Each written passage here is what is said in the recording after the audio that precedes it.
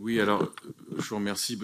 Comme c'est un document en anglais qui n'est pas encore en français, évidemment, j'ai eu un peu de mal, mais j'ai essayé de comprendre de quoi il s'agissait exactement.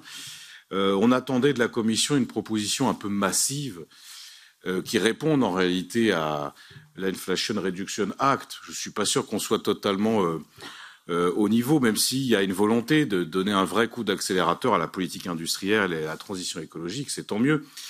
Bon, après, moi, je partage les pompes à chaleur, le photovoltaïque, la production d'hydrogène par électrolyse, les éoliennes, pourvu qu'elles soient offshore, c'est encore mieux. Mais c'est bien.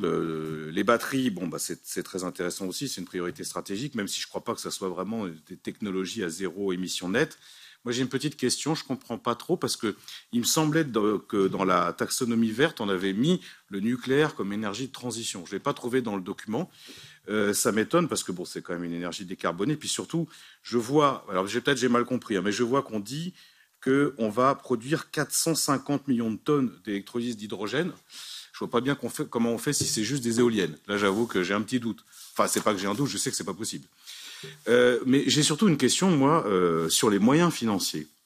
Parce que quand je lis le texte, je vois qu'on va prendre un peu de InvestEU, un petit peu, donc ça ne s'émet pas des subventions, c'est que des prêts, un petit peu du fonds de résilience, Horizon Europe, un peu de politique de cohésion, ben enfin, c'est des redéploiements, quoi, c'est de l'affichage. Donc je ne suis même pas sûr qu'elle porterait sur des lignes non consommées. Et la question que je pose, c'est si on veut des actions concrètes, il faut de l'argent.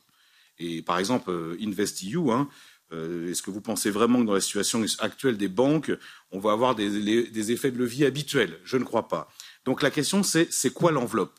Alors est-ce que, en fait, il y avait l'idée soulevée par le commissaire breton du fonds de souveraineté?